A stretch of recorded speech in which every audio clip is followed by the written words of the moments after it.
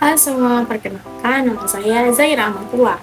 Di sini pernah nggak sih kalian merasa kalau belajar itu akan lebih nyaman kalau ruang kelasnya rapi, bersih, dan lengkap fasilitasnya?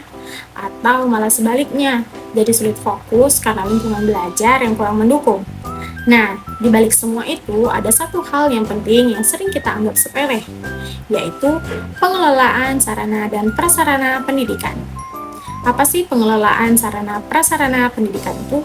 Pengelolaan sarana dan prasarana pendidikan adalah proses untuk mengatur, menyediakan, dan merawat semua fasilitas yang digunakan dalam kegiatan belajar mengajar agar berjalan secara efektif dan efisien.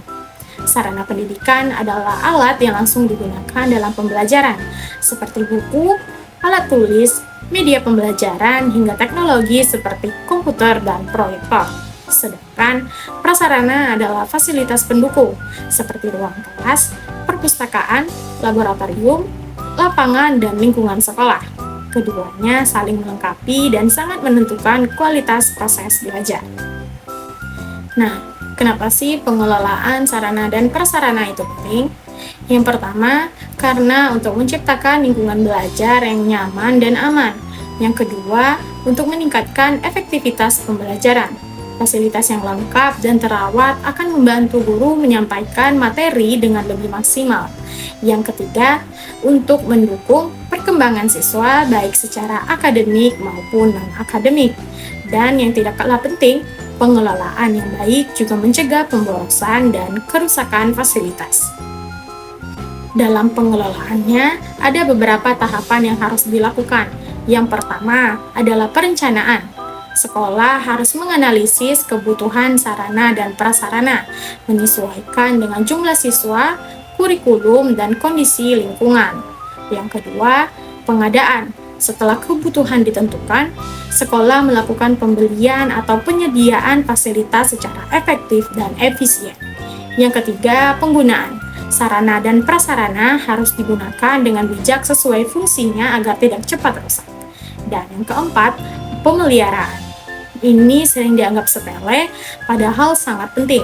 Perawatan rutin seperti membersihkan, memperbaiki, dan mengecek kondisi fasilitas harus dilakukan secara berkala. Dan terakhir, kelima, penghapusan. Jika sarana sudah rusak berat atau tidak layak digunakan, maka perlu diganti agar tidak mengganggu proses pembelajaran.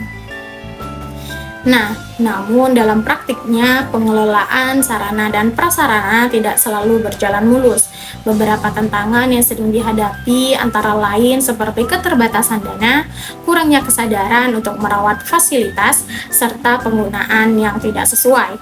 Selain itu, kurangnya pengawasan juga bisa menyebabkan fasilitas cepat rusak atau bahkan hilang. Nah, dari semua masalah tersebut, apa solusinya? Yaitu pengelolaan harus dilakukan secara bersama-sama, tidak hanya oleh pihak sekolah, tetapi juga dari guru, siswa, maupun orang tua.